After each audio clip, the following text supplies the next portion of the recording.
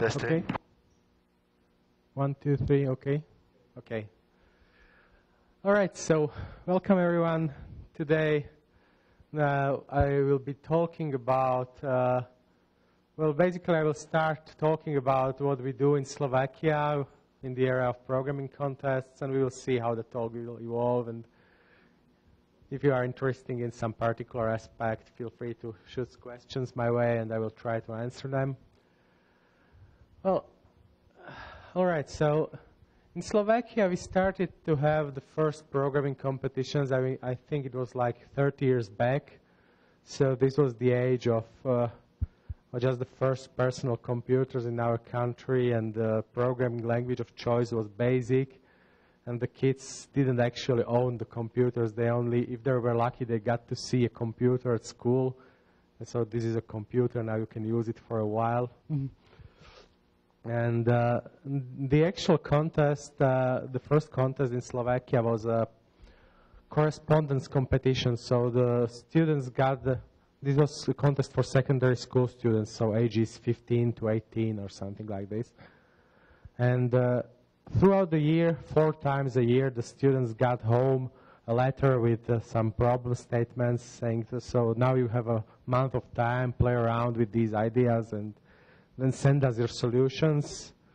And based on the solutions, there was a rank list, and the best kids, which in the beginning was all the interested kids, were then invited to a week-long camp where they got to actually play around with computers, and also they were given some basic lectures on programming.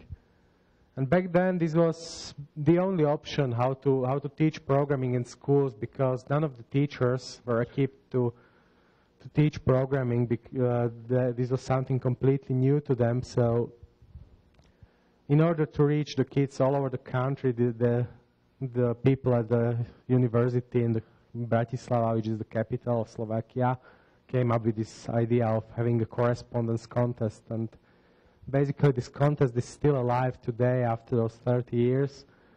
And it changes form all the time to mirror the development in the society. So for example, nowadays it is still called a correspondence competition, but almost nobody uses real mail and real paper. Most of the kids are currently solving it online and sending in PDF files and submitting source code as you would expect in a normal contest nowadays. But still, the basic aim of this competition remains the same. We are trying to provide an environment in which a child that is interested in programming can start learning the basics, even if the teacher at school is not qualified to teach him this subject. So, in addition to this contest, along with the International Olympiad in Informatics, we started to have our National Olympiad. This is a contest that happens once a year, and it consists of several rounds. So in the beginning, there is like a home round where you get a set of problems, and you have to solve at least a few of them and submit them in order to qualify for the next round. The next round is a regional round. It happens separately in each of the regions. And then I think the 30 best participants usually are invited to the national round, and the national round consists of 2 competition days, and this is like competition as you would imagine it. So they are given programming tasks, and they have to solve them as good as they can. And then, so this is once again a secondary school contest. The International Olympiad in Informatics is currently, I believe it will be the 22nd year. So this is a similarly old contest. We actually had the 0th year of the IOI, or something similar to the contest in Slovakia. It only contained 8 countries from the former socialist region in Europe. But this was the basis for later founding the IOI. So the IOI was founded in Bulgaria, and the Bulgarians were organizing the first official IOI. but a year before that there was already this international contest taking place in Slovakia. So we were involved with this contest from the beginning. And approximately at the same time, our school started to take part also in the ACM ICPC contest, and we did have, back in the old days, quite a lot of times when we had a team attending world finals. Nowadays, it's become more and more hard in our region because we are basically one of the few toughest regions in the world, if you can see, because the Central European region involves the entire Poland, Slovakia, Czech Republic, there's Hungary, and there's also Croatia. So if all of these countries have really strong teams, especially Poland, and usually the region was only getting 2 spots in the world finals. Lately, we are sometimes lucky to get 3 spots, but it's really tough to compete for those. Another region, for example, that is really tough is the Russian region, which is northeastern Europe. But in this case, they have quite a lot of spots to advance to the finals. So the problems are a little bit harder than in Central Europe on average, but you just have to be consistent to advance from the northeastern Europe. If you place in the top 10, then you get to advance. In Central Europe, you have to do brilliantly. You cannot afford to make any single mistake, because if the mistake puts you in the 4th place, you are already not advancing. So we are living in a very tough region, and we are trying to do our best to cope with this. And so we are trying out all different forms of practicing. So I can then describe what we are doing, how we are training. In general, training for programming contests is something that is also evolving in time. For example, when I was starting programming, this correspondence competition in Slovakia was basically the only chance I got to see any reasonable materials, to get to know about breadth first search, for example. There was no way for me to find this on the internet, for example. I didn't have internet access back then. I didn't have a teacher who would know what breadth first search is, so only by solving this competition and then getting to the programming camps, I was able to get to some resources and to study them and to learn the basics and start competing. Nowadays, the problem of practicing for programming contests is completely opposite. There isn't a lack of materials. There is a surplus of materials. There is too much of them. If you take a look online, you will find 20 different online judges, and each of them contains hundreds, if not thousands, of problems. And so finding these problems is not really a challenge. You can do it everywhere. Also, if you are looking for study materials, there are currently lecture notes online from many, many universities. The problem here becomes to sort out the really interesting stuff from the boring stuff, from the stuff that doesn't help so much. So finding a good textbook, finding a good set of tasks to compete, to practice on. And well, basically, I'm trying to be a teacher in this area, and it's becoming harder and harder to evolve, to keep track of everything that's happening, and it's really a nice and interesting challenge also for me to teach this stuff well. All right. So one thing I can now explain is the way we are choosing problems, for example. When we are organizing the competitions for secondary school students, so currently we got these 2 competitions. One of them is the long-term competition, the correspondence contest in programming, and the other one is the Olympiad. So for the Olympiad, we currently have 2 categories. One of them is the one where you can qualify for the IOI, and this can be solved by anyone who still attends a secondary school, so before they go to a university. And recently we started a second category, which is only meant for younger students, so ages until 16 only.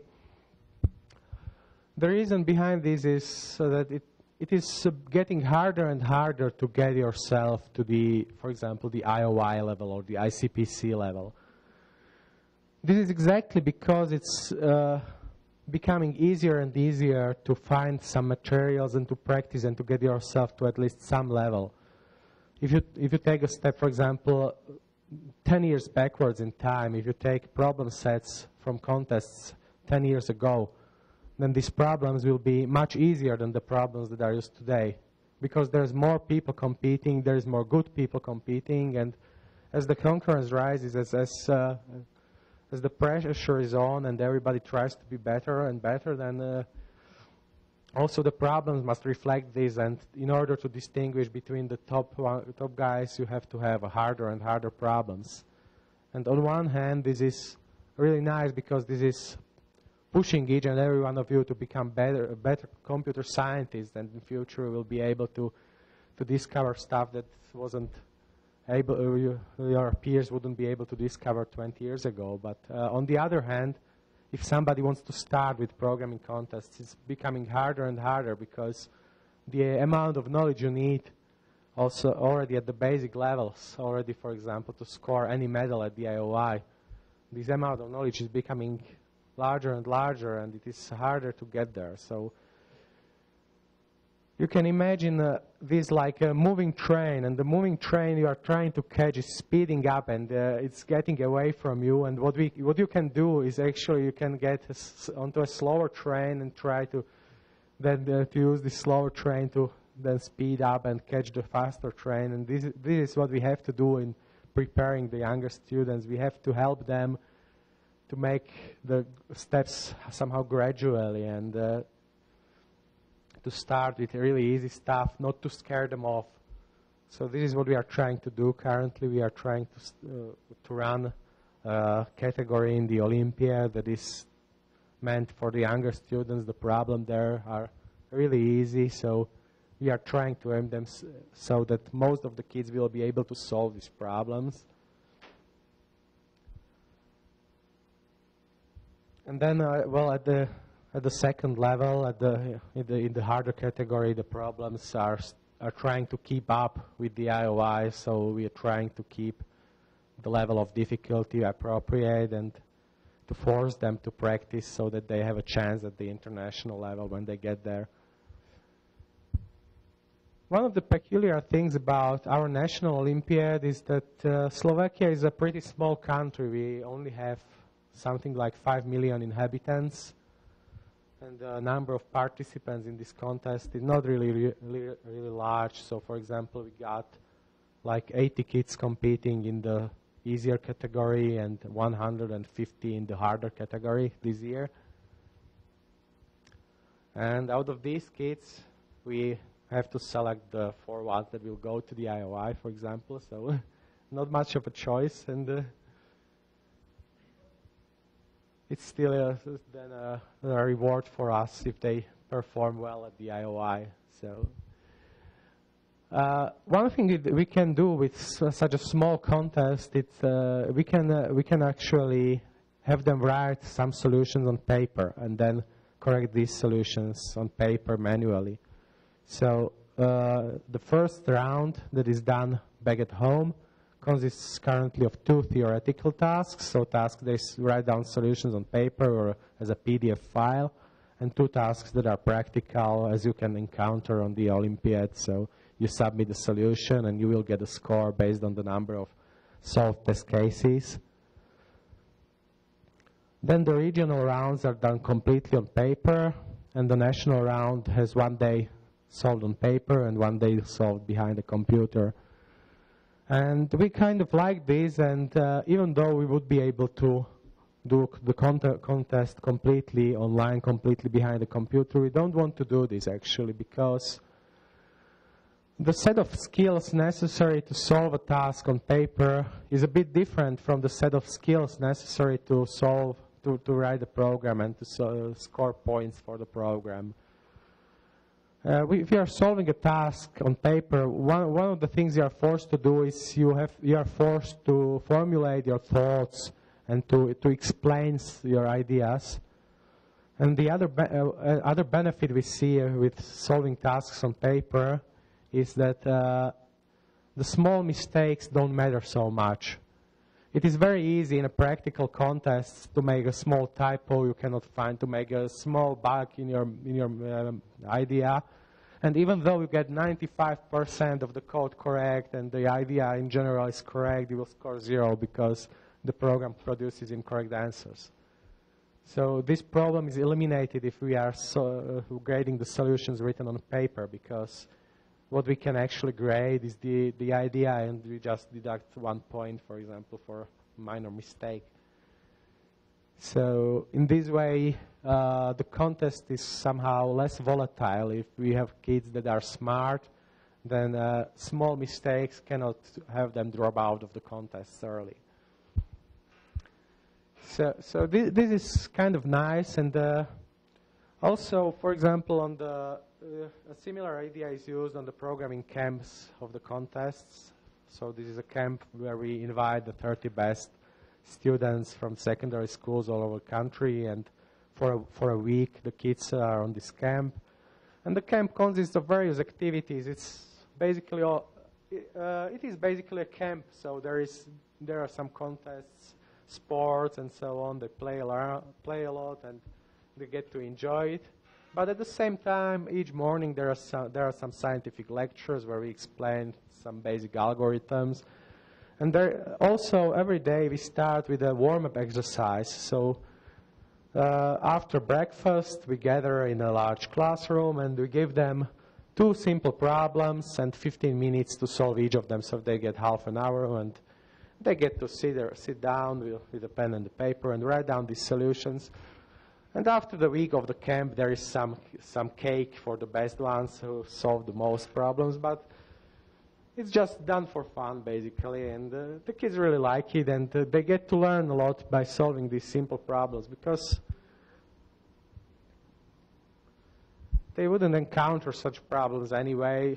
So, and by showing them these problems, we get them to think, we get them to play around with these ideas, and it's kind of nice. One other thing that is quite unique, what we have is in our National Olympiad is when they get the problem statements for the home round, one of the theoretical tasks comes with a study text, and it is usually not a programming task as such, but it is a task that uses, for example, some different model of computation, just to show them that this is also something that is called computer science, and just to force them to think in a setting they haven't seen before. So they get like 2 pages of text explaining a new model.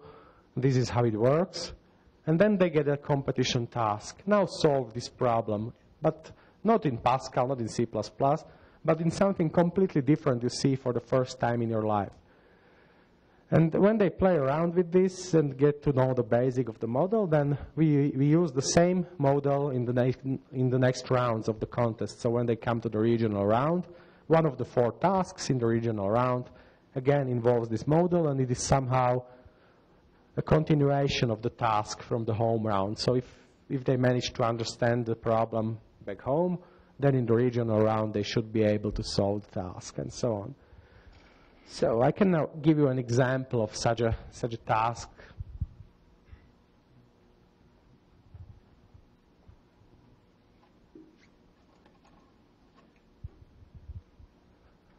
All right, so in 1 year of the contest, this is what was used as the theoretical problem.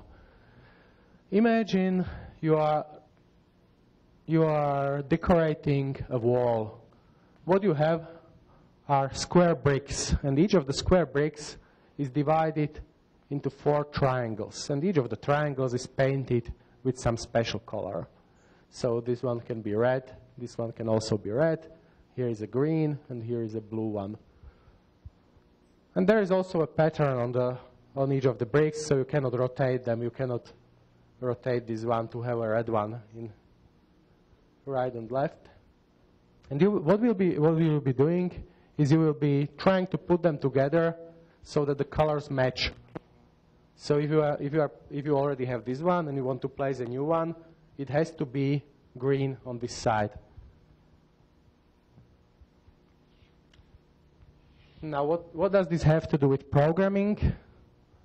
Quite a lot, actually. What you can do is you can design a set of these tiles that will recognize some language. Of course, these are not the words we would use in the problems description, but for you, as most of you are already at the university, I will try to use this terminology. So, in order to recognize a language, what you do, you will take a word from the language and you will write it like this. And now this is the top side of a wall.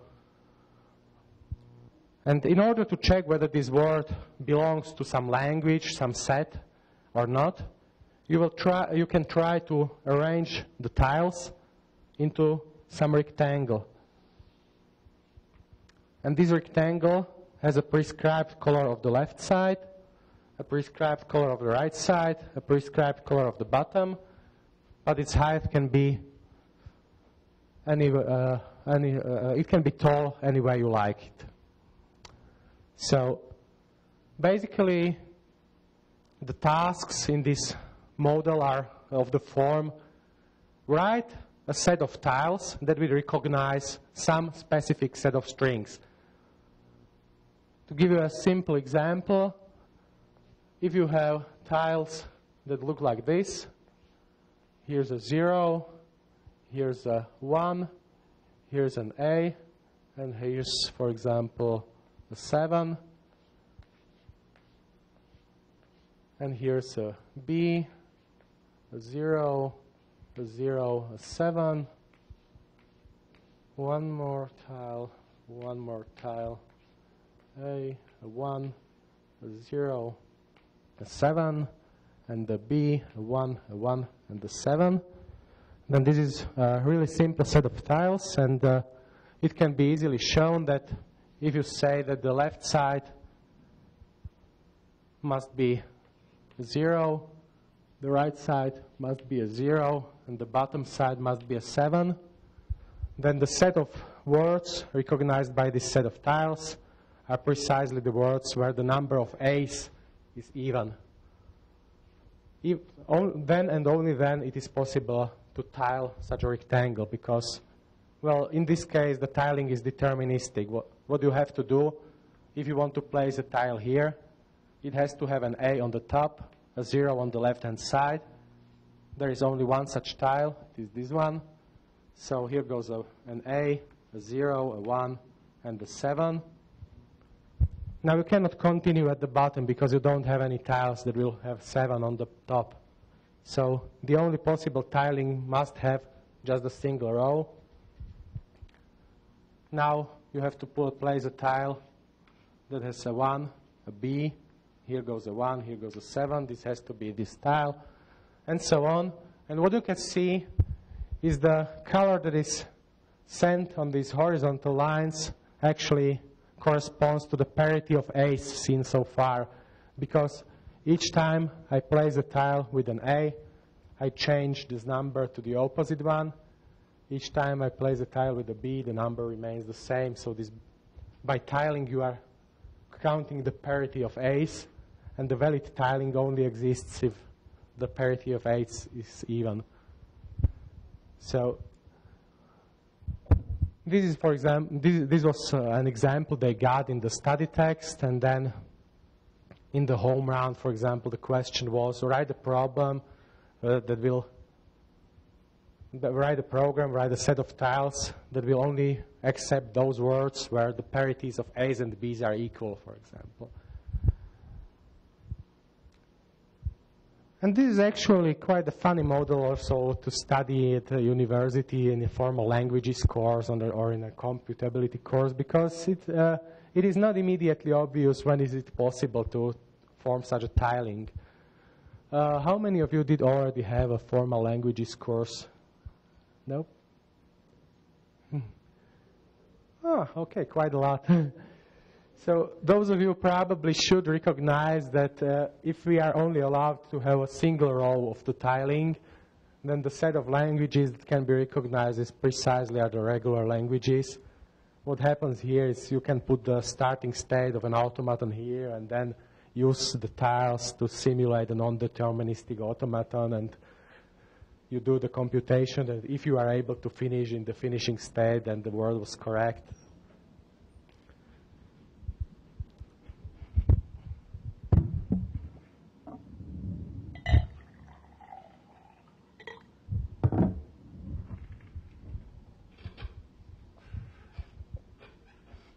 So if you like this model, so then here's the homework. Try to design a set of tiles that will be able to tile the wall if and only if the input word is a palindrome. So it is written the same forwards and backwards. The set of tiles must be finite, and each of the tiles can be used as many times as you want. So this is also programming, and this is also something we used in our national contest, just to take the kids out of their comfort zone. Because if they already practiced Dijkstra's algorithm and Prim's algorithm and everything, and they think they know what computing is about, and suddenly they encounter a problem like this, and they have to think again, and they have to come up with their own ideas. All right. So this is what happens at the secondary school stage, and the best kids then get to the national round, and after the national round, what we have is a week-long camp. We call it the selection camp, and this is basically hardcore problem solving, and we take problems from past IOI, Central European Olympiads, and so on, and we select those of them the kids probably haven't seen, and they compete for a week. And after the week, we take the 4 best ones and send them to the IOI. We are also doing a lot of cooperation within the region.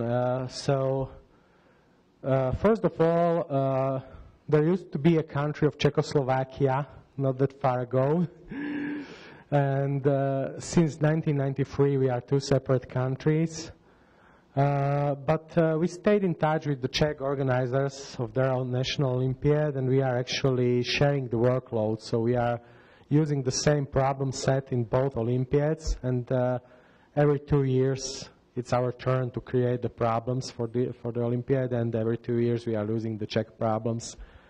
So this is the first way how we can make our lives easier. The second thing we are doing is, back in the old days when I was a contestant at the IOI, we only had like a Slovak preparation camp. We got together and we were solving some problems together, but then there was an idea to start something more international, to challenge us more to practice, and thus was born the Czech-Polish-Slovak preparation camp.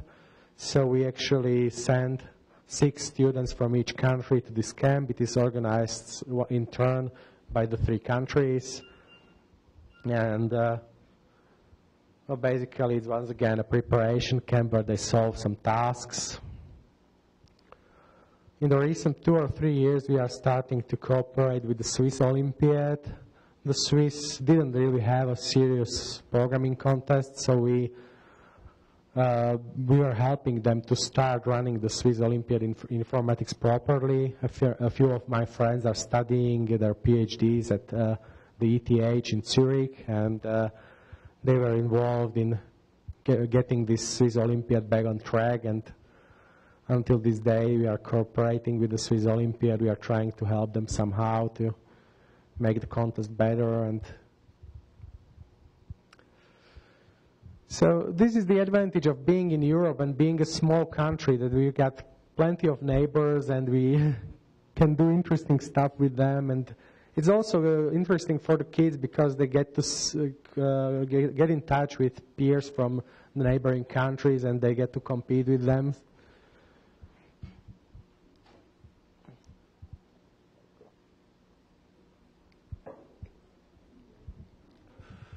So this is what we do at the secondary school level. When it comes to the university, what we are doing is we have a course at our university. It is called competitive programming or something similar like that. It's hard to translate it exactly. And basically this is just the course where you solve problems, and if you solve enough problems, then you will get a passing grade at the end of the semester. And the course is done in 2 different levels. It's like the requirements are set so that the normal student of the university, if he's interested in these problems, should be able to pass if he really solves the problems during the semester. But the hardest problems in the course are set so that they are used as the ACM-ICPC practice for the best ones in our university. So for most of the year, the practice is individual. Actually, in a recent, when the course started, it was done on Fridays. So every 2 weeks on a Friday, we would meet in a competition in a computer hall at the university, and there would be 3 hours to solve the problems. But it turned out that many people didn't like this arrangement. So, for example, if they are living on campus and they are not from the place where the university is, but they are living somewhere else, and they want to go see their parents on the weekend, then solving problems on Friday afternoon is not really a good idea, because everybody wants to go home back then. And also, some other people had some other classes during that exact time and they couldn't attend. So what we started to do as an experiment 2 years ago, we started to have like virtual contests, saying that at any point during this week you can come to the website of the course, and you can click a button saying, I want to start solving. And at that point in time, you will see the problem set, and you will have 3 hours to solve the problems. So we implemented the interface that allows us to do this. And during these 3 hours, the solver is actually shown, for example, the rank list is shown as it would be in that point of time. So for everyone who already did solve the problem set, only after the first hour, you only see their submissions in the first hour. And this makes it kind of interesting because everybody can compete at times where they like it. We have people who compete between 2 a.m. and 5 a.m. We have people who compete in the afternoon. And luckily, so far, we didn't have almost any cheaters. So in this community, there is some sense of academic honesty, and it is obvious that you don't really gain much by cheating in this course, because it is not hard to pass. If you only want to pass and if you only want those 2 credits for the course, then you will probably get them easily anyway, so why cheat?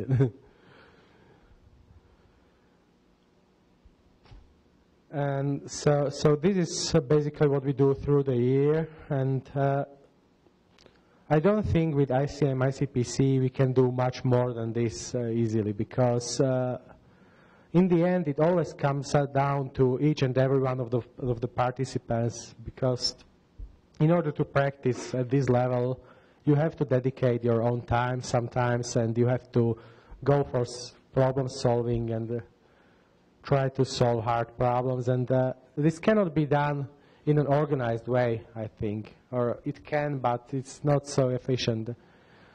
It is my belief that you learn the most if you enjoy the learning, if you enjoy solving the problems, and this means that you should solve the problems when you feel the taste to do so.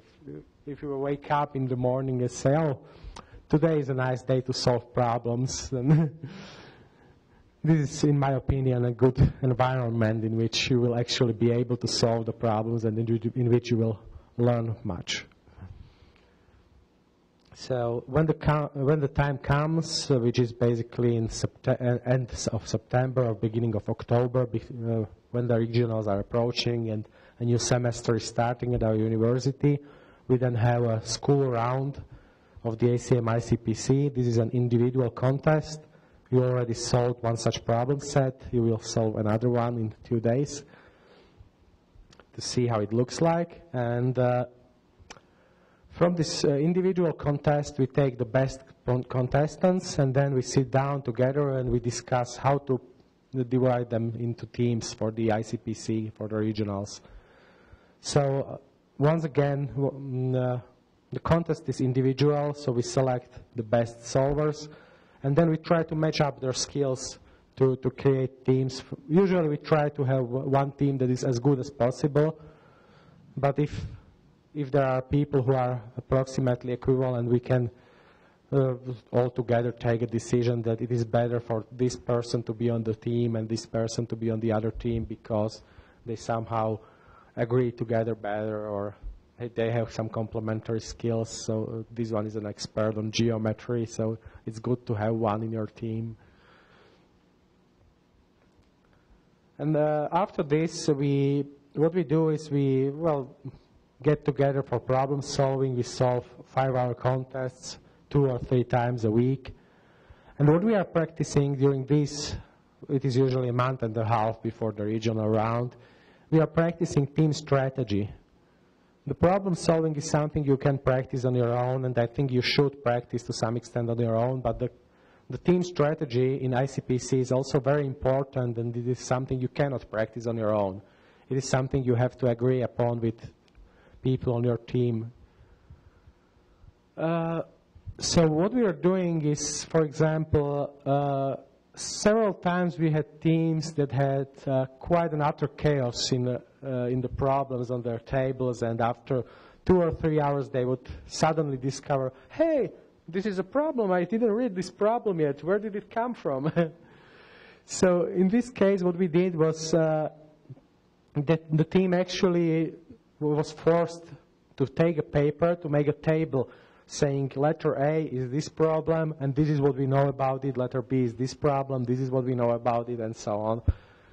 And only after they filled this table were they able to go on with the contest. So usually the strategy in the beginning is simple. Yes, you take the problem set, you divide it into small parts. So I am reading problems A, B, C, Bob is reading problems D, E, F, and George is reading problems G, H, I. And then we can talk about them, and if somebody finds a really easy problem they can already solve, the person goes to the computer, starts typing, and during this time, while it solves the easiest problem, we finish reading the problem set and discuss it then. So the beginning is easy, then it is harder to say what to do during the rest of the contest, sure. So what we did, we tried to adapt the strategy seen being used by Warsaw University. Basically, after each submit, what you do is you take a look at the rank list and you have a discussion within the team what to do next.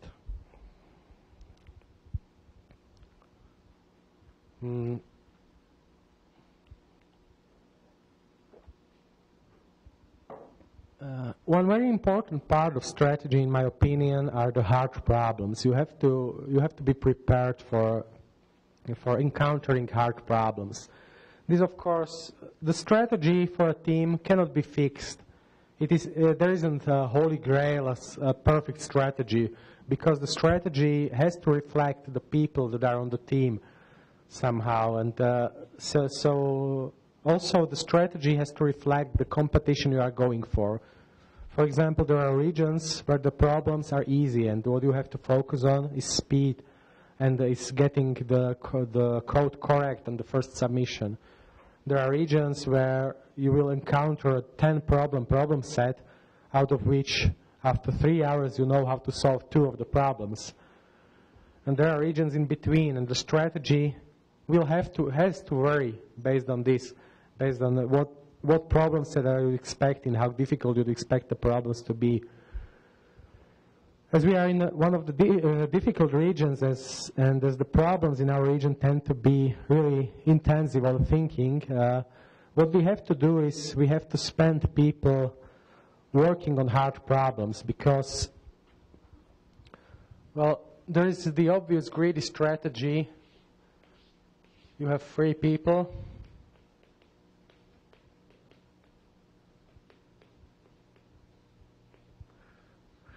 And well, the obvious greedy strategy is always take the easiest problem and start working on it. So this person takes the easiest problem, starts working on it. This person takes the second easiest.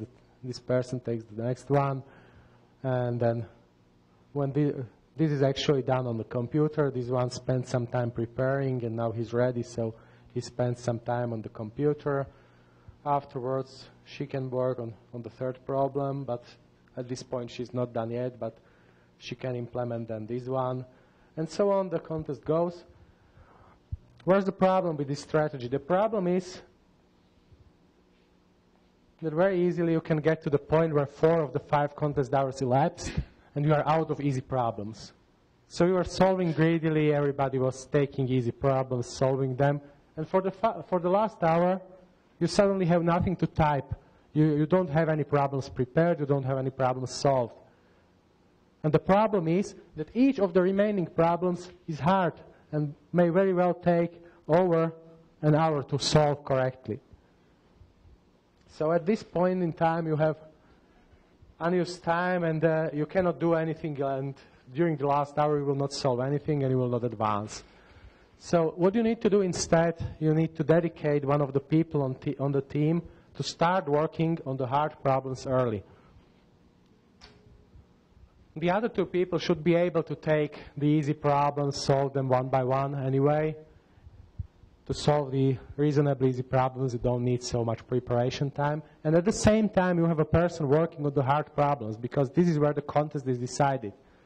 Very often in a contest where there are some hard problems, what you see is some of the teams will really breeze through the easy problems. You will see them having 5 problems solved after 2.5 hours.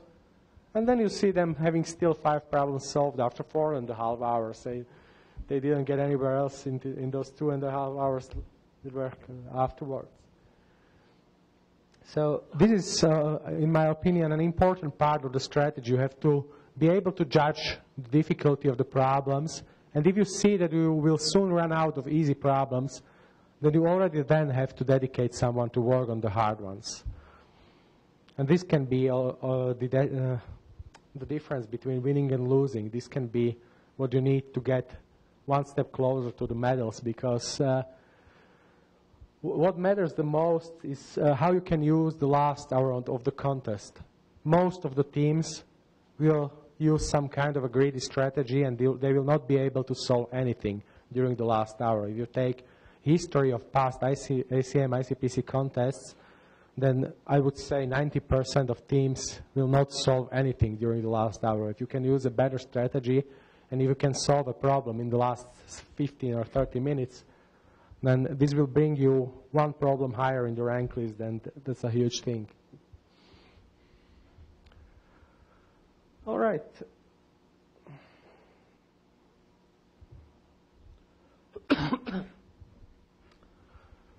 This would be, I think, a good place to take a break for some questions from the audience. So if you have some questions.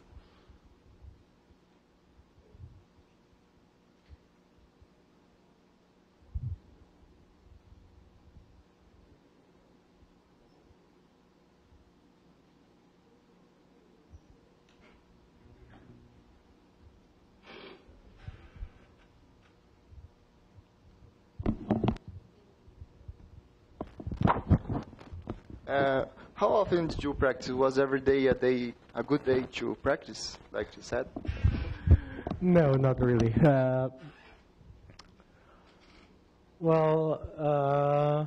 I did have periods when I didn't practice almost at all. Like for half a year, I was only Well, when there was an interesting contest, I did take part, but apart from that, I didn't practice at all. On the other hand, there was a year before my first and only World Finals when I was solving problems almost daily.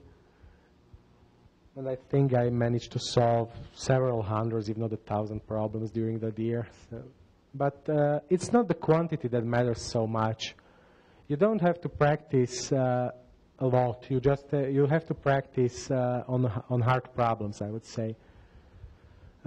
This is basically this has something to do also with the theory of testing. So you can imagine it like this: you have a person and you don't know how good a problem solver he is. What you can do is you can give him a problem to solve and look at him whether he solves it or not. If you give him a problem that's really easy, you will not learn anything about, because almost anyone would solve the problem. If you give him a problem that's too hard, once again, you will not learn anything. So you will learn about him if you give him problems that are appropriate for him. And also, this goes for studying. You are learning. If you are solving problems where you are not certain beforehand, you will be able to solve it. So, for example, if you are practicing on Top Coder, and you can easily solve all the Division 2 easies and Division 2 mediums you've seen so far, there is no point for you to solve another such problem. You know you can already solve those problems. You will, yes, if you want to feel good that you have solved 100 problems, then you can do this, but you will not learn anything new by solving such problems. You have to challenge yourself. You have to go to the level where you can solve some of the problems, but not all of them. And this is the level where you should be practicing until you can solve most of such problems, and then you can move to the next level, even harder problems, and so on.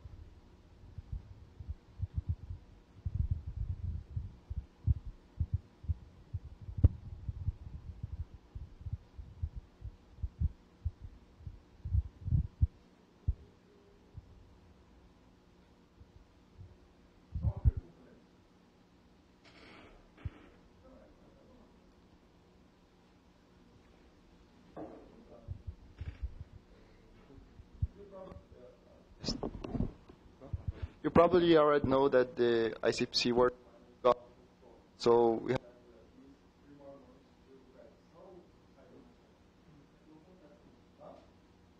hello. You probably already know that the World Finals got postponed, so we have at least 3 more months to practice. How should do you assess how to practice? Well, for the World Finals, this is a bit specific in that you already know if you are going there, and you already know the team that is going there. So in this case, it makes sense to practice as a team. And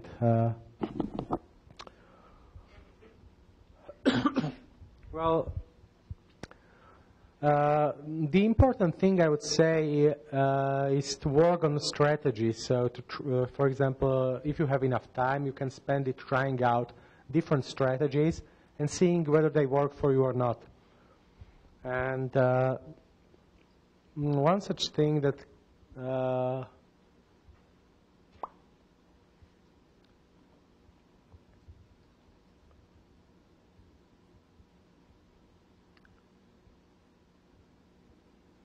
yes, so in this case, you can also try to adjust the strategy based on the problems that you expect. The World Finals problem sets are more or less similar in the sense of there is usually a few problems in which the algorithmic idea is hard, but many of the problems require less thinking and more of careful implementation. So when picking the problems to practice on, this is also something to take into account. For example, many of the Chinese regionals are of similar quality, I would say, so it may be worth it to go, for example, to the live archive and practice on the Chinese problem sets.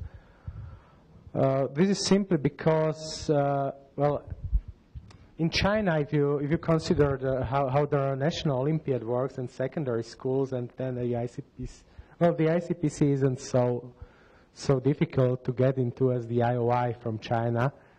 With the IOI, if you are a competitor in China, you have to go, I believe, through maybe 10 rounds of the contest, because China is so big. So you start at the local level, and then you make your way up until you get to the national all-Chinese level. And even then, if you advance, I think they still put you into a camp with 10 or 20 best peers, and out of this camp will come the 4 best for the IOI. So in order to get there, you not only have to be brilliant, you not only have to be a great problem solver, you cannot ever make mistakes.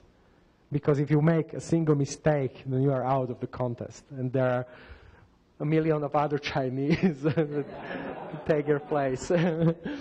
So what Chinese Olympiad, in my opinion, rewards is not only skill in problem solving, but also consistency. And this is what you see at the IOI then as well. The Chinese contestants are not usually the really top, brightest problem solvers. Usually when there is a really hard thinking problem at the IOI, then there are 2 or 3 people who solve it, and they usually come from Poland or the former Russia or some such areas. But all of the Chinese will always get gold medals because they are trained to squeeze the points out of each and every of the problems. They will never get a 0. They will always submit something that works and that scores reasonably well, because this is what they were trained to do, and this is what they are good at, just simply for qualifying there.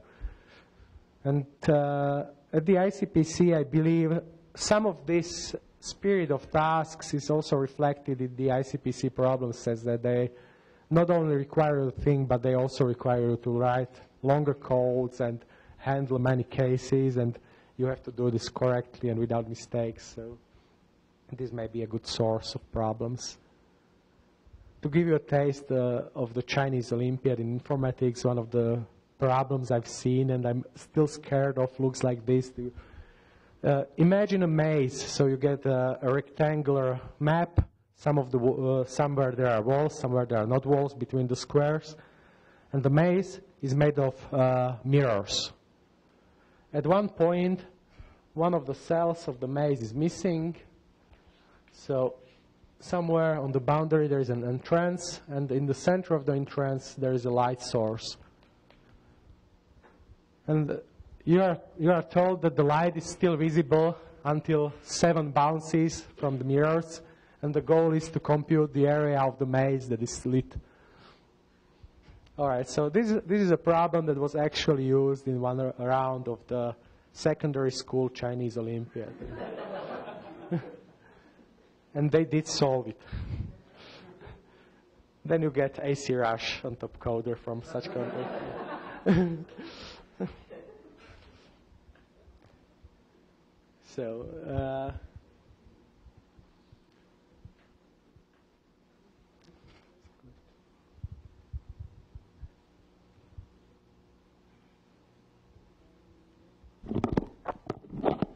Hi. When picking problems for us to solve this week, what do you have in your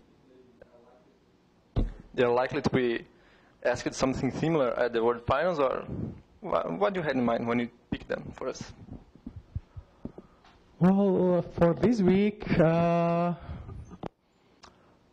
would say I was picking problems I like. You cannot, when it comes to World Finals problem set, you can only get so far in predicting it, and you never know what you will encounter. So I went for picking problems that I like and that I actually used in our training. So the team contests you are solving this week are contests we actually used for training for the regional contest in Poland, and the individual contests are both contests that I was using at university as the school round.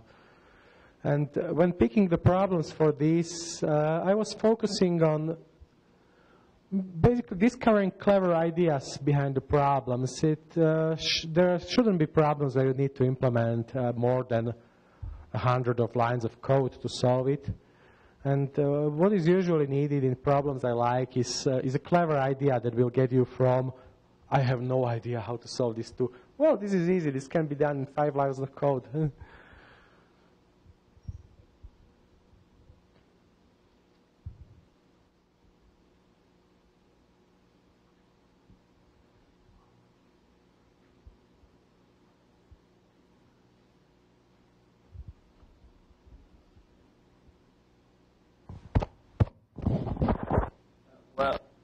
talking about...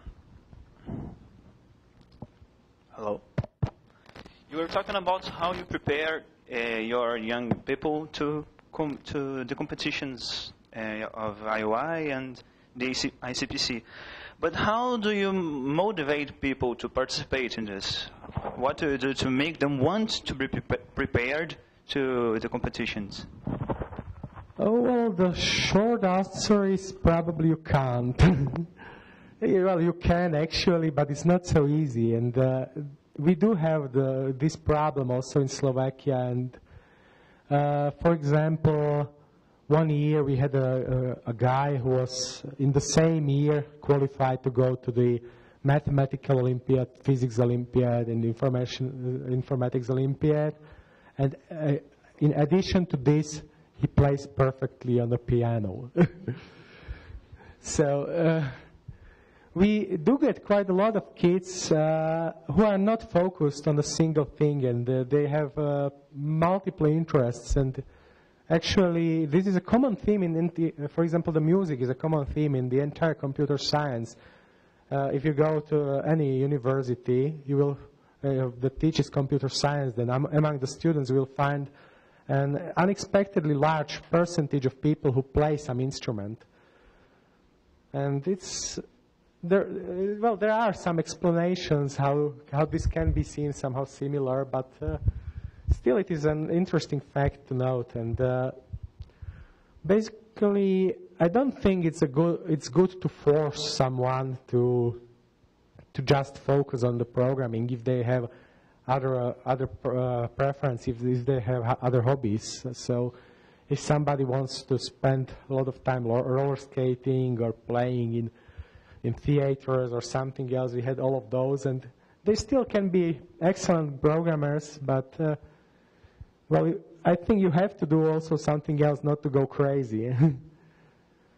On the other hand, to answer how we motivate them to spend at least some of the time programming, one of the big roles in motivation are the camps of the correspondence contest. This is a camp that is done twice a year for a week, and the kids from all over the country come to this camp, and often they were at their own school, they were alone. Imagine yourself in a situation when you go to school and you are the only one interested in programming, and you basically get no friends you can talk to about this. You can have other friends, you can have a lot of friends anyway, but they don't understand this, and they don't understand you in this way. So, and then suddenly you get yourself for the first time to such a camp, and you will discover that you are not alone in the world, and there are other people who are crazy in the same way you are. And this makes a huge thing, and people very easily make friends on these camps, and they build a community. And nowadays, when we have online fora and Facebook and everything, it is quite easy to get in touch and to keep in touch also afterwards. So by the time they get to choose the university, and well, if they want to stay in Slovakia, there is not much of a choice. So they already know each other. So, for example, in the first year of our university, we get a bunch of students that already know each other from these programming contests, and they are good friends, and they also help us to continue with this, keeping this community together. And once there is a tradition that the students from secondary schools that attend these camps, when they get to the university, they start to help with organizing these contests. So basically all the contests in Slovakia are run by volunteers from the ranks of university students, or, well, in case of ACM, ICPC, of university employees also. And there is this community of people involved with these programming contests. It's a really kind and sharing community, and people like it. So basically this is the motivation you want to solve the correspondence contest, because then you get to go to the next camp. And once you are there, you will get in touch with more stuff. You will be better at problem solving. And if you are better in problem solving, it makes more fun. So I hope I at least partially answered your question.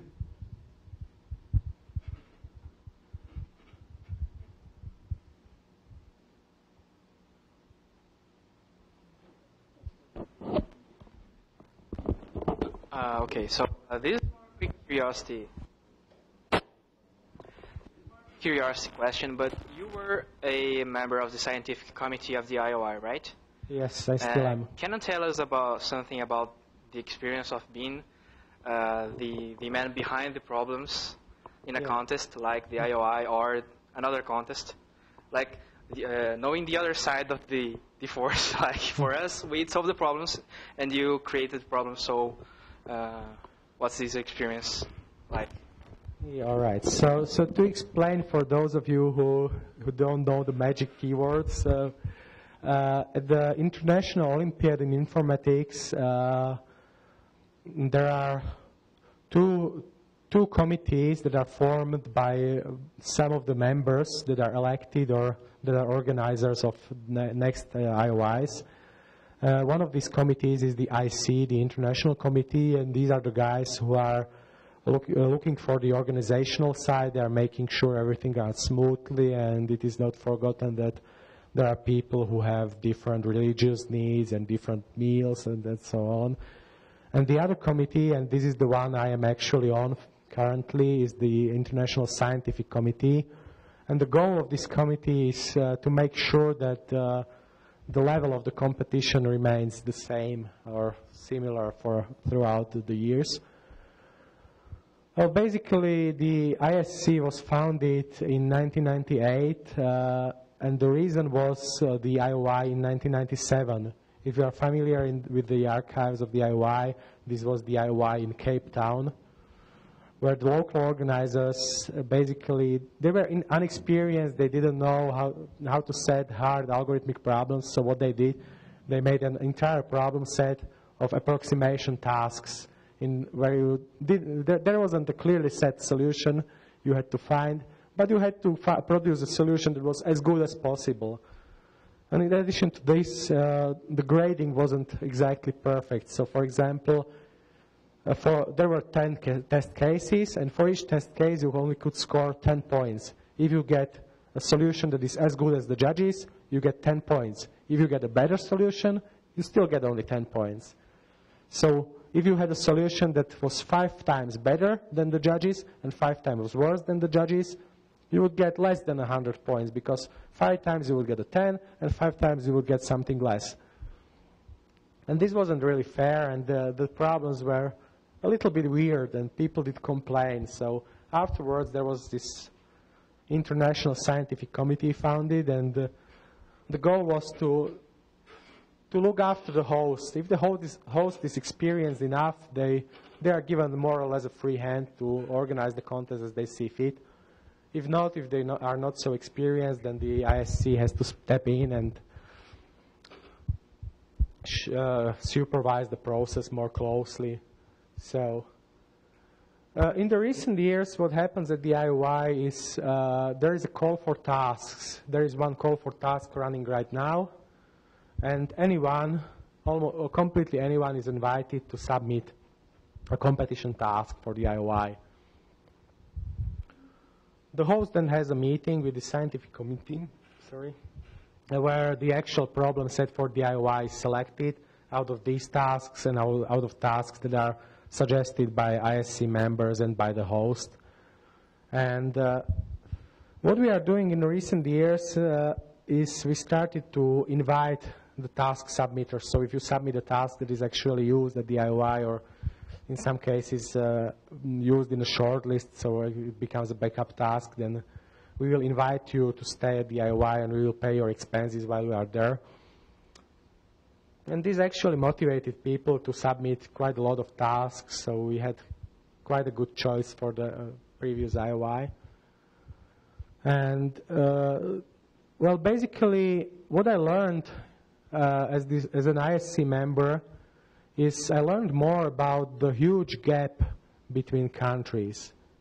You get the experienced countries like Poland and China and Russia, where everybody knows what's going on, everybody knows how to prepare the students, and they usually get a bunch of golds and silvers. Then you get countries that are happy when they score a bronze, or they are happy when they score a silver. And then you get countries that are participating for the second or the third time. They don't really have any informatics education. They are happy when they can write a program that compiles. And these countries are also coming to the IOI, and they also want to have an experience of a contest and of meeting their peers. And for example, this is something you have to keep in mind when designing the problem set. If you design the problem set in such a way that what it does best is determines the medal boundaries. This can be done, but then you will get a contest when all of these contestants score zeros. And that pretty much sucks. You come to the contest, you sit there for 10 hours total, and you end up with a 0, saying you didn't do anything in the contest. And so this is also something we are trying to avoid. We are trying to provide a meaningful experience throughout the rank list. And it's a hard thing to do. We are not perfect at doing it. For example, in 2011 in Canada, the problem set turned out, in my opinion, to be a bit too easy. Or, well, what was missing were some more medium-level problems in Canada. So this is something we'll try to rectify in Thailand. But it's a hard thing to do, and you can only get so far. You can only take the tasks somebody thought of, and you can try to arrange them into a problem set that will be balanced enough. So it's a hard job, but it's really entertaining and rewarding.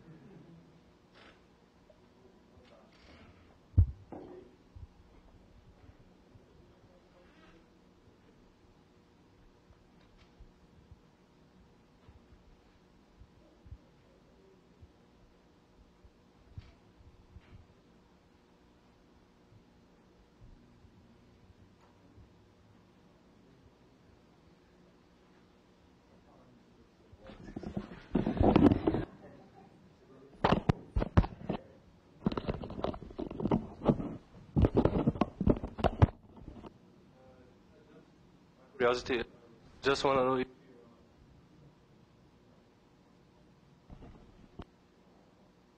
know another curiosity. I just want to know if you are retired from Top Coder single round match. I didn't see you. Yes, it is true that I didn't take part for more than half a year, but I don't like to see myself as retired. I'm always saying to myself that, yes, I will start competing again. It's just, well, things come up. I did compete in the last Code Jam. I dropped out in the last online round, unluckily, because one of my solutions failed. But, yes, I will, definitely, I will still compete. And, well, there is a kind of pressure. Well, you know, if you have already been good, then there is a pressure if you start to compete again to be good again. So when I start to compete again regularly, I will have to focus and try to practice again. And practice does make a difference also for me. It's when I'm out of shape, I see that I'm making more mistakes in implementation, and I'm slower to think of patterns I once used to know and once used to come up with very quickly. So it's not so easy to start competing again. But yes, I still like it, and it's still fun for me.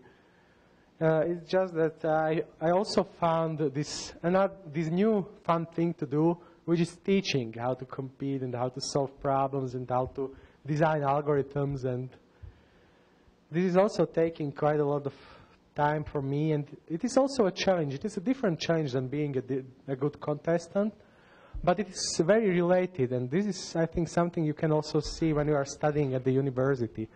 The best thing you can do when studying, try to explain it to one of your peers, to one of your friends, because only when you start to explain something, you will see whether you really understand it. It very often happened to me that I thought, yes, I understand this algorithm perfectly, and then I started to explain it for the first time, and I came to a point where I started to wonder, okay, but why is this true? Or how does this small part work? And suddenly I discovered that I did understand it on the level that I was able to use it in the contest, but I didn't understand it deeply. I didn't see under the skin of the algorithm, and at the moment when I started to think from the point of view of a teacher of how to explain this, I saw that you can go deeper, you can have a deeper understanding, and this also then helps you as a contestant, or this can help you as a student. This doesn't have to do anything with contests. Because let's face it, the contests are something we are doing for fun, and at the same time, during this fun, you are actually learning. The people who are doing the programming contests are the people who have the broadest spectrum of view in the programming or in computer science. The people who are doing competitions came in contact with so many different topics during these contests that they see things a normal student wouldn't see. There are people who go to a PhD and they only focus on one single area. What they are missing are the connections between different areas that often occur there, and this is something the contest can give you. But I'm digressing right now. So what I was saying is that teaching algorithms, it's once again a challenge, and you can get better at this, and it does provide a similar level of enjoyment than the contest actually did. To give you an example of a situation when I was really feeling some enjoyment from teaching, let me explain Dijkstra's algorithm. You probably know it, most of you. And so what happens is you can imagine a bunch of cities. So you got like small wooden balls, and the cities are connected by some paths. So you can imagine this, but you can build a real model. You can connect the cities by pieces of string, and here is one that is really long. So what you are looking for is the shortest path. If you build this actually as a physical model, you can find this shortest path really easily. You can grab the starting town into one hand, you can grab the finish into the other hand, and you can just pull it like this. And the shortest path will be the string that will be horizontal, right? And it is even easier to do this if you hang it by the starting town. So what you can do is you can take the starting town and nail it to the blackboard. What happens now? Now we will be discovering the depths at which the other cities hang. So at the beginning, you will get a bunch of strings that go from here to some other cities. And as you are proceeding downwards, you are discovering the shortest distance for each of the cities. And each time you process a city, what you add are the new strings that are going from here to the other cities. And some of these strings will be hanging, like this one, but some of them can be really short. For example, from here to here can be a very short string, and it will pull this ball higher. But if you now imagine Dijkstra's algorithm like this experiment with balls and strings, it's immediately obvious why is it correct. You are discovering the balls in the order of depth, and when you add new strings, the balls cannot drop down. Only thing that can happen is if you can pull one of them closer to the surface, closer to the starting point.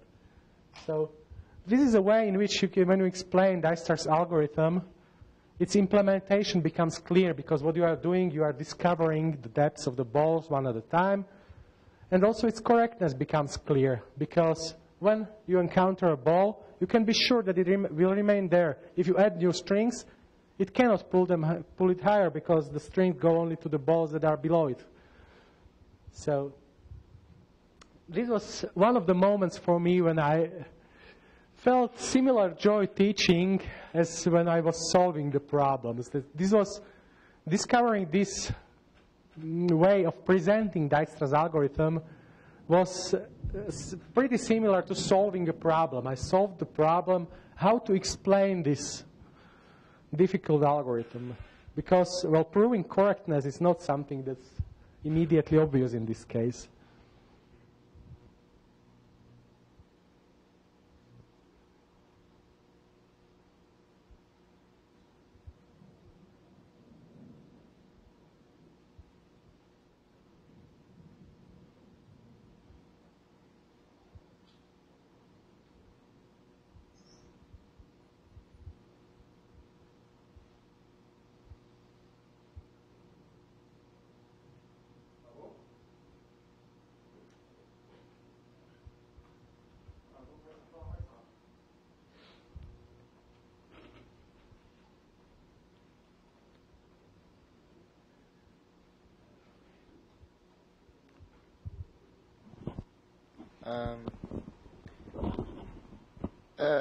You told us about your experience behind the doors at IY, but why don't you tell us about a little more about your experience since you were the ICPC and so on? Well, all right. So, I got in touch with programming at the age of 15, I think. Before that, I was solving math contests, so I had a decent math background. And until the age of 16, I was thinking I want to go to a college to study mathematics. Only at the age of maybe 17, I decided that no, the computer science is the one thing for me. And in Slovakia, this is basically the average time Slovak contestants start programming. We do have a little bit of programming on the secondary school, but this varies in time. I think that currently programming is only taught in the last 2 years, so this is ages 17, 18, maybe 19. But on the other hand, we have a reasonably well done curriculum, and right now there is an initiative to start teaching computer literacy already in the primary school. So the kids should be able to use a computer as a user when they get out of primary school, and then in secondary school they can learn specific skills if they choose. And so this was the background I was starting in, and I was growing up in a small town, just 50,000 inhabitants, and I had maybe 1 or 2 friends who were somehow interested into programming, but not so much. And exactly this correspondence contest was the first way for me to discover that I'm not alone in the world, and that there are people who are similar, and the programming is fun. So I started to take part in programming contests, and suddenly I found myself that I qualified for the IOI. And this was quite a huge surprise for me at the age of 17 that, what, I'm going to the IOI? And I had like a month to practice, so I did practice my best, and then I got lucky at the IOI, and I got a gold.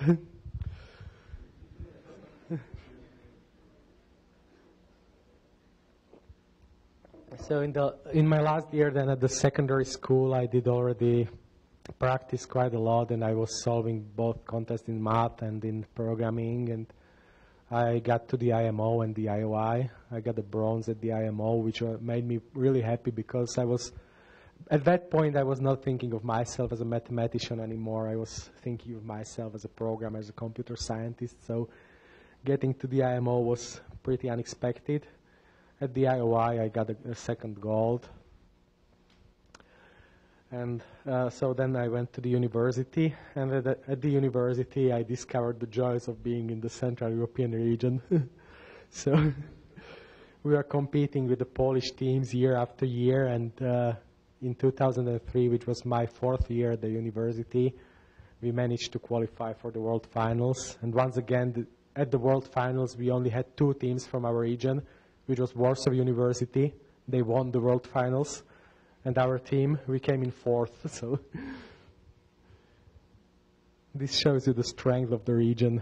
The year after that, the region got already 3 spots in the finals, just to compensate for this.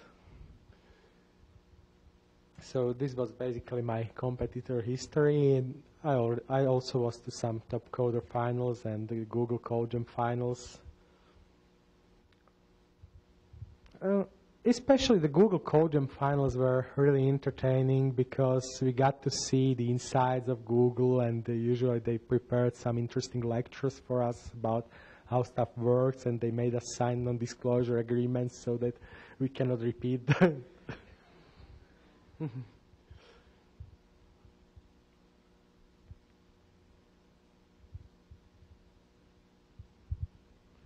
One of the funny stories I heard while in Google in Mountain View was a story about how they came to run their own server housing. Because back in the old days, Google did outsource their server farms to some storage facilities. But of course, they were doing their own monitoring. And, well, you know how a server farm looks like, yes? Those are not the normal computers you see under the table. A server farm is a rack, so you get a huge box, and in the box there is a 1 computer, a 2nd computer, a 3rd one, and so on. A lot of computers, and each of them is a small box, only this tall, and about this size. So you get such boxes, and you place them into the rack, and if some of them goes bad, you just remove it, throw it away, replace it by a new one. And, well, back in Google, they were running their own monitoring of the machines, and at some point in time, they discovered that the top machine in one of the racks stopped responding. So, okay, this happens, nothing special. But after a few more minutes, this machine stopped responding as well. After a few more minutes, this machine stopped responding as well. And around the same time, the top machine in the neighboring rack stopped responding. So what's happening? Yeah, the techs at Google picked up the phone and called the storage facility saying, listen, we are looking at the data from the servers, and we think that you are on fire. There was a sleepy guard sitting at the monitors and saying, no, we cannot be on fire. I would know about it. We have fire alarms. Yes, you are on fire. It's in lane 17. Those machines, just go there and check. So they were arguing with him for a while, and finally they made him go there and check. He came back saying, we indeed were on fire. How did you know? And the end of the story is that on the next day, the company got a notice from Google that they are terminating the service and they are moving the servers to another location. And the bottom line of the termination notice was, we expect our business partners to know when they are on fire.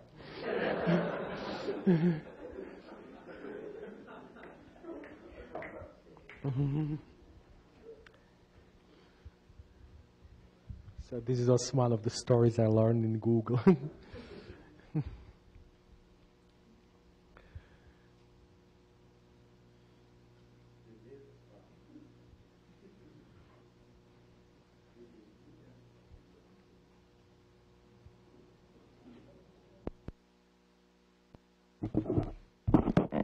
You told us about the huge gap that exists between the best countries and the worst countries. I think that not only on IOI but at other competitions too. What do you think makes the difference between a good team and a bad team? Do you think it's the quality of the training, the number of trainings, what team do, the cultural differences, the educational system difference? What do you think makes the difference?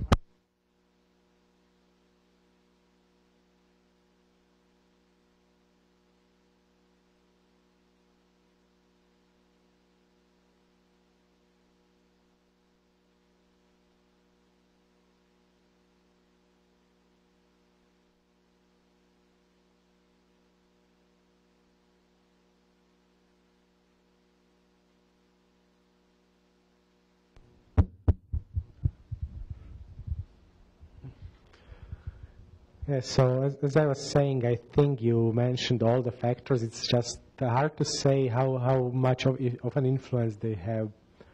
Well, first of all, I would say there's like tradition.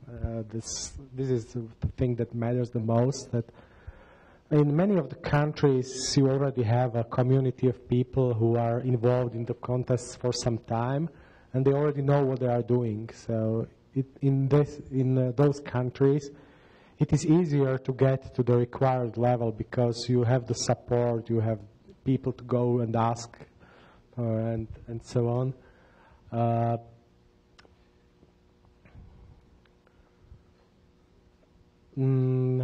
One of the things you mentioned were the cultural differences. I do think this plays a bit of a role in terms of, for example, focus. And well, for example, if you take China, then many of the kids, I believe, who compete in the National Olympiad and who then go to represent China are kids who are solely focusing on programming. And in a matter of way, they are forced to do it by the environment because if you live in China, then you have to, if you want to have a decent living, you probably have to excel at something. You have to be good at something, and if you want to get out of the country, get to see the IOI, then you have to be really excellent at something, and everything else must go aside, and you have to focus only on programming and being a better programmer. And this does produce, on average, people who score better in contests because they spend more time practicing and they have a motivation to be good. If you take, for example, Switzerland, I know that they have huge problems with motivation there because many of the kids have nice lives and they don't really need anything, and they do the contests for fun, but they cannot be bothered to practice anymore, and it doesn't make much sense for them. So the kids just come for the contest, for the fun, and they don't spend much more time practicing for the contest. And this does make a difference in skills and in the contest results as well. So the culture does play some role in this. But for example, it's not only about the well-being of the country, it's also about the mentality of the people, because, for example, in the United States, you get people who are really competitive and who really spend a lot of time practicing for the contests. The same thing you get in many Eastern European countries and so on. Also, Well, so to sum up, the main reason I would say is the tradition, is whether you already have a community of people who are on a sufficient level.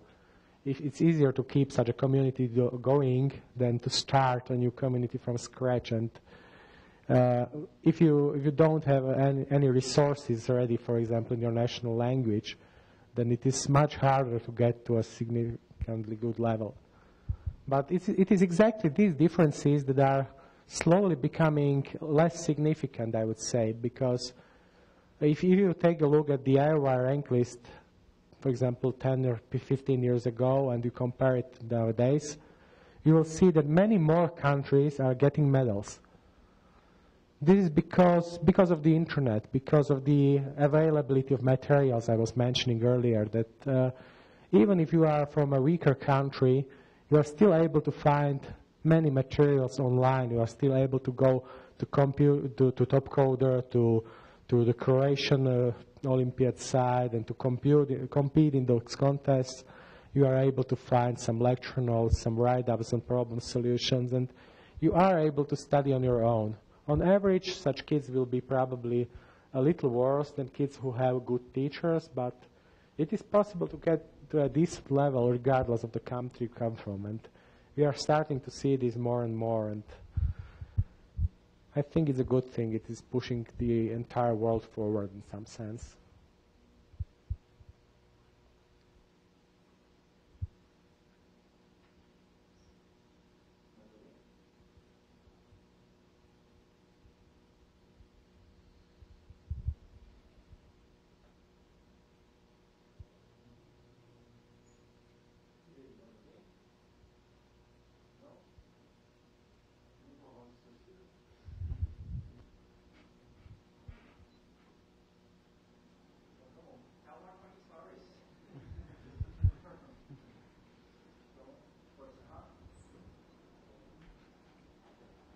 More funny stories. All right, so I can conclude with a funny story or two if I get some to my mind. In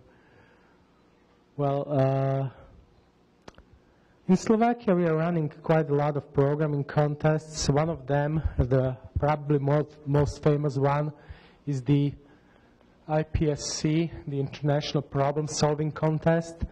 And if you don't know it, do look up the archives and do participate. It will be end of May probably, or beginning of June of this year. What we are trying to do with this contest, we are trying to push the boundaries every year and try to set problems that are not traditional programming contest problems. For example, we made the open data format popular. We were the first major contest that was doing this. And we had problems on encryption, we had problems on hashing, we had problems on many other spaces. We had interactive problems where we had made multiple submissions. So take a look at the contest if you don't know it. But the funny story I currently have in mind is related to an older contest we were doing before this one. And it was a contest done solely in Slovakia. In some sense, it was a predecessor of this contest. And, the contest, it was year 1999 or maybe 2000. The contest was run using diskettes. So we had floppy disks, and the contestants, when they wanted to submit a solution during the contest, they would ask for a floppy disk, they would upload the solution to the disk, they then put the disk into the machine. It will try to copy it out. If it would fail, it would try to copy it out from a backup directory, because you know there are bad sectors on floppy disks.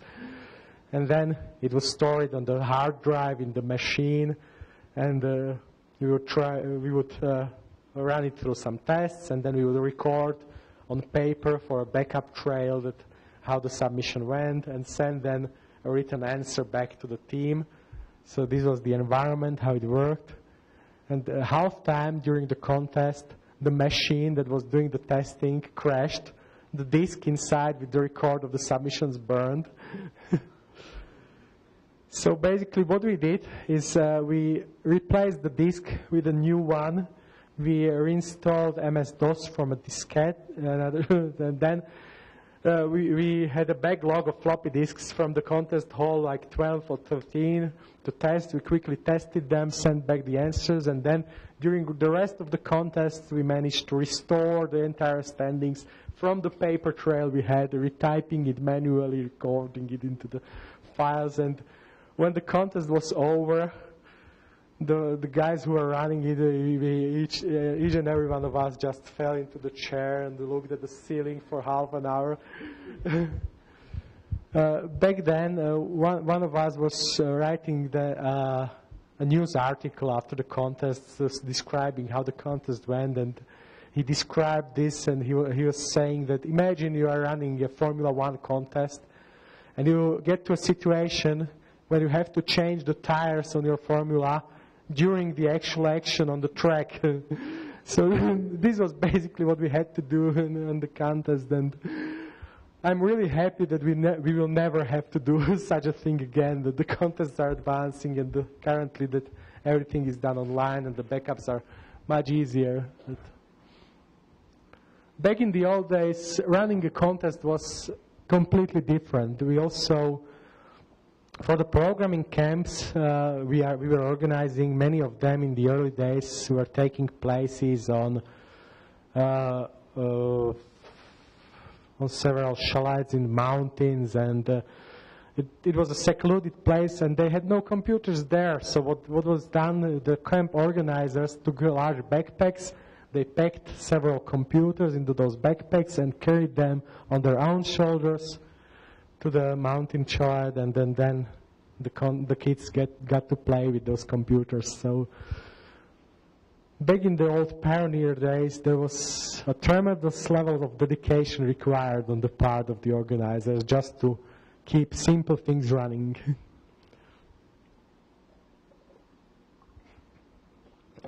All right, I think that should conclude this question and answer session, and I thank you for your attention. And if you have any questions you were afraid to ask on camera, then catch me later.